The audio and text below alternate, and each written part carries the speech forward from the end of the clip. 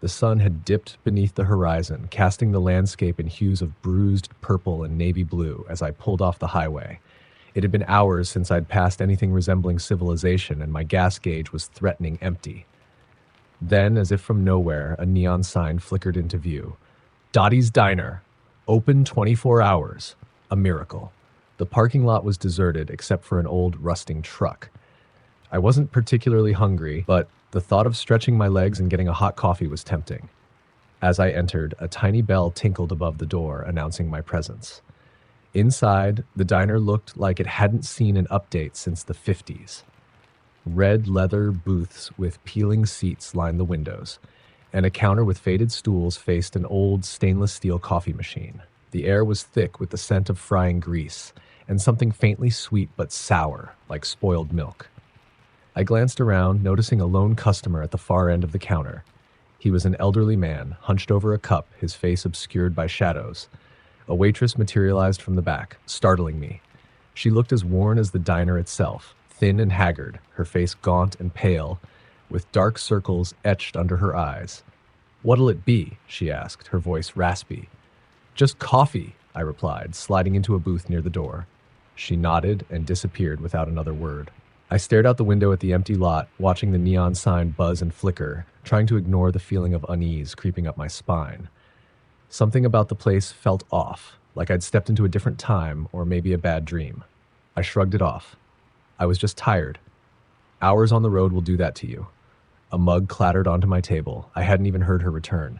"Cream or sugar?" she rasped. "Just black," I said, forcing a smile.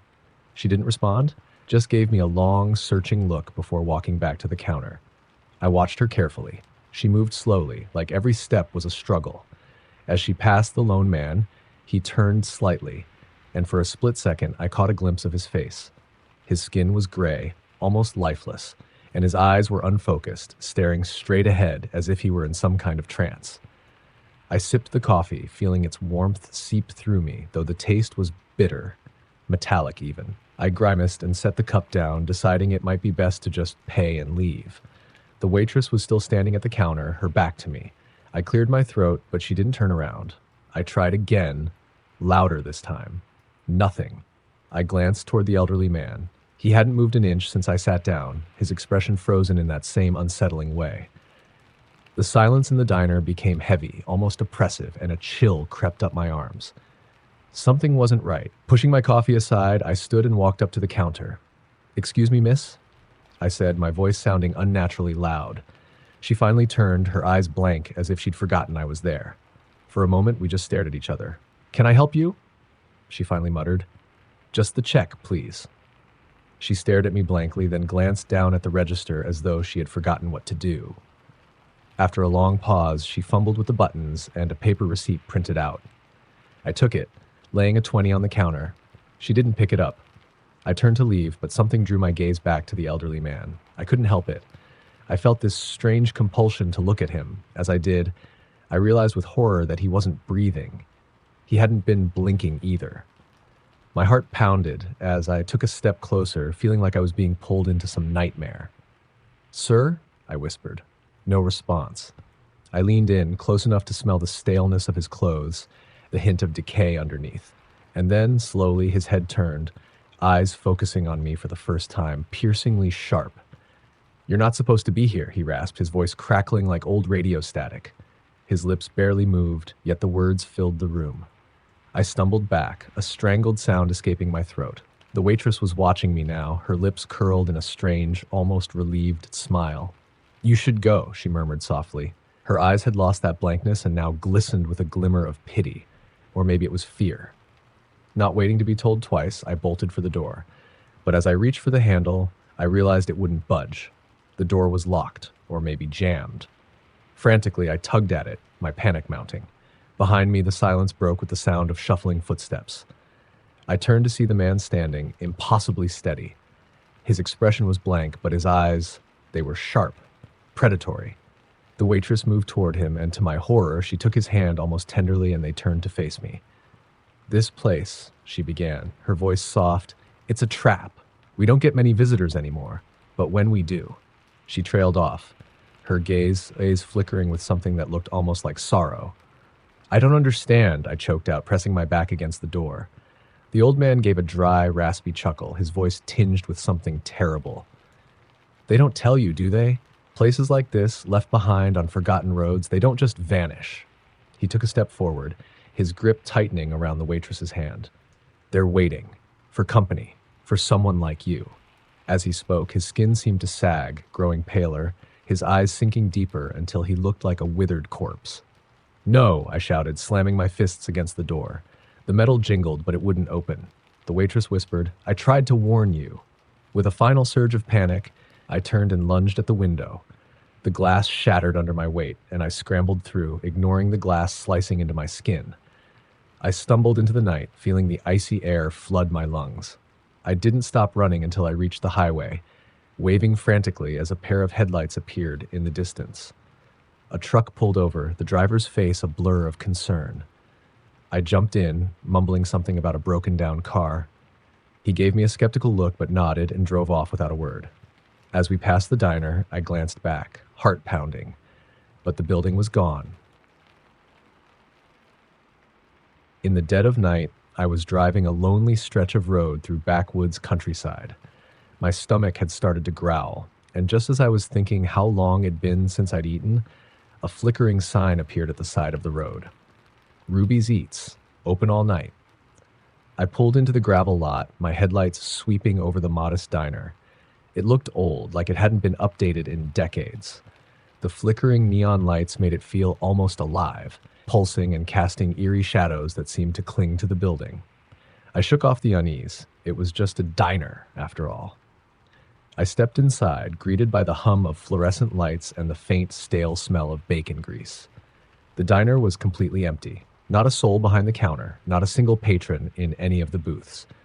But a plate sat on the counter, steaming hot, as if waiting for me, a burger and fries with a side of pickles. I hesitated. There was something about the whole thing that seemed wrong, but hunger overruled caution. I sat down, wondering if maybe the cook had just stepped out back. The burger was surprisingly fresh, the beef succulent, but as I chewed, a strange sensation crept up my spine. I could swear I felt eyes on me, like someone was watching. The windows reflected the empty booths, worn-down tables and worn-down tables, but in the corner of the glass a shape shifted. I froze, swallowing hard, staring into the reflection. There in the window was the faint outline of a figure, almost transparent, flickering like the neon sign outside.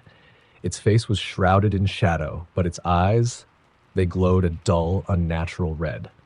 My throat tightened, but when I turned to look, there was nothing there. I sat perfectly still, heart pounding, every nerve in my body screaming at me to leave, but my legs wouldn't move.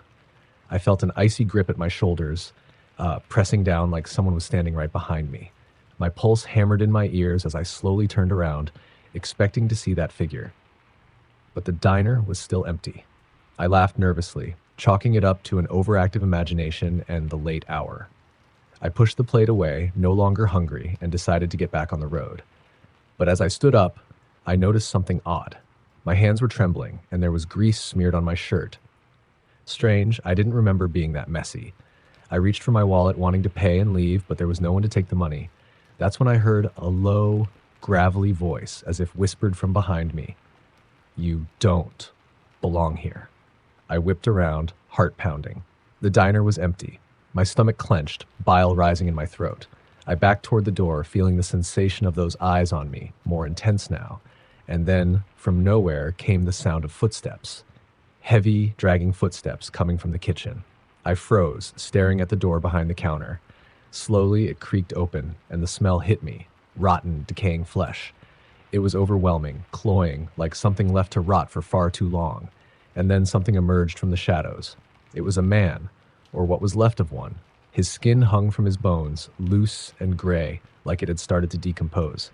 His face was a twisted mask of rot, one eye missing, the other a white, sightless orb. He was dressed in a filthy apron, stained with something that looked suspiciously like blood.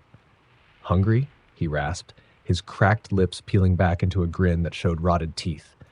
He reached out a bony hand toward me, bits of skin sloughing off onto the counter. My mind screamed at me to run, but I was frozen in place, watching in horror as he shambled closer. Come, stay a while. We don't get many guests. I stumbled back, finally finding my legs as I bolted for the door. I twisted the handle, my palms slick with sweat, but it wouldn't budge. I yanked harder, and that's when I saw the windows, all of them now filled with faces pressed against the glass, faces with sunken eyes, pale skin, and gaping mouths. They were watching me, their eyes hollow, dead. No, no, no, I muttered, wrenching at the door in a blind panic. The man behind me was closer now, his breath rattling like a death rattle. I felt his bony fingers graze my shoulder, cold and wet. I threw my weight against the door, and finally it burst open. I tumbled out, scrambling to my feet, and didn't look back. I ran to my car, fumbling with the keys, my hands shaking so badly I almost dropped them. Finally, the engine roared to life, and I sped out of the lot. In my rearview mirror, I saw the diner flicker, almost as if it was disappearing, blending into the darkness, along with the shadows of those figures pressed against the windows, watching me go. Hours later, I pulled into a gas station, needing to catch my breath and regroup. The attendant gave me a strange look as I walked in, and I tried to calm myself, embarrassed at my disheveled state. "Rough night?" he asked, eyeing my grease-stained clothes. "You could say that," I replied, forcing a weak smile. As I paid for a bottle of water, he looked at me with a puzzled expression. "Say, you got something on your neck there." I froze, raising my hand to touch my neck. It came away smeared with a thick, dark substance. I didn't want to look, but I had to. My fingers were coated in a congealed, reddish-brown smear. The attendant's face paled. "What happened to you, man? You get in a fight with a butcher?" I glanced down and saw my reflection in a mirrored shelf behind the counter. A greasy handprint was pressed into my shoulder, stark against my shirt, and the smell of rot lingered in the air around me. When I turned back to ask him about the diner down the road, the attendant shook his head, looking at me like I'd lost my mind. "Ruby's Diner?" he asked, frowning. "That place burned down years ago. People say it was haunted, but that's just a story, right?" I didn't answer. I just left, trying not to think about the cold, clammy grip I still felt on my shoulder and the words echoing in my mind. We don't get many guests.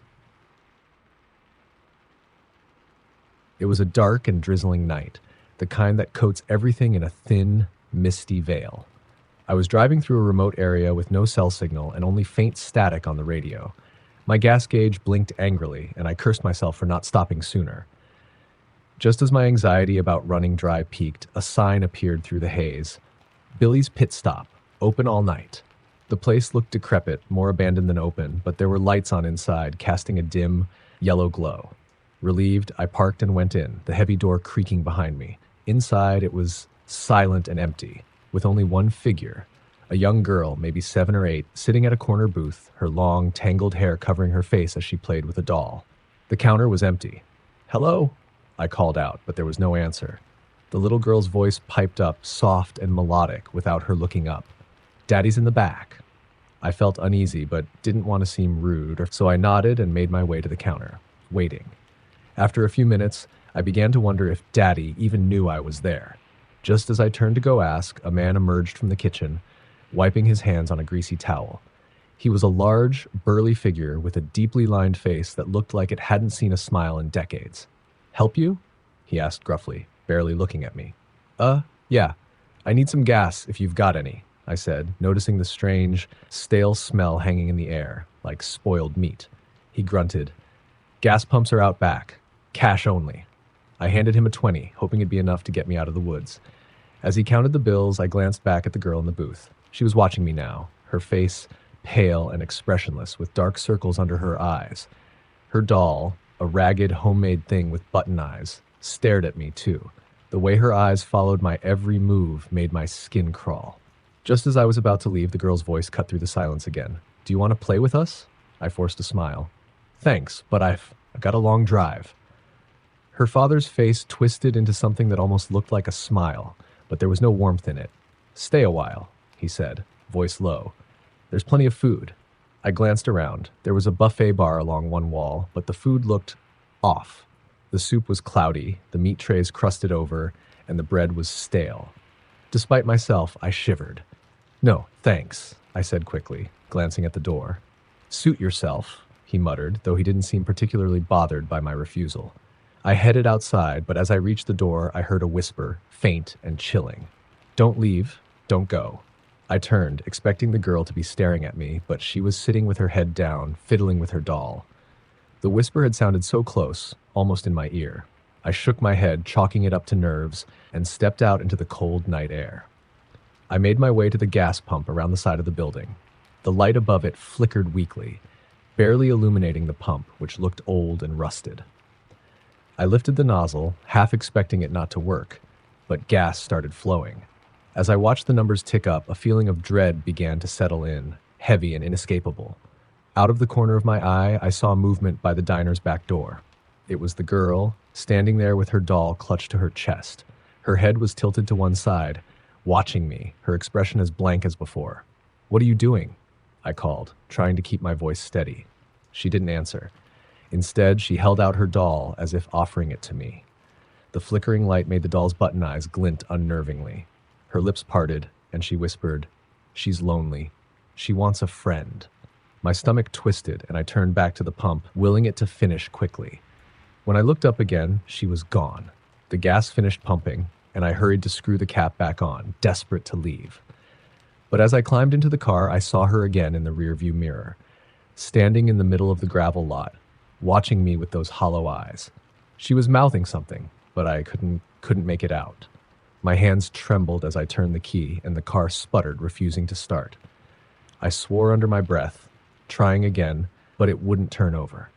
Panic started to rise, and I glanced back at the diner. The girl was gone again. Then a light flickered in my rearview mirror, a flashlight coming closer. I exhaled in relief, hoping it was someone who could help. But as the figure drew nearer, I realized with horror that it was the girl, holding the flashlight high with a sickly grin. The lights inside my car began to dim, and I felt the temperature drop.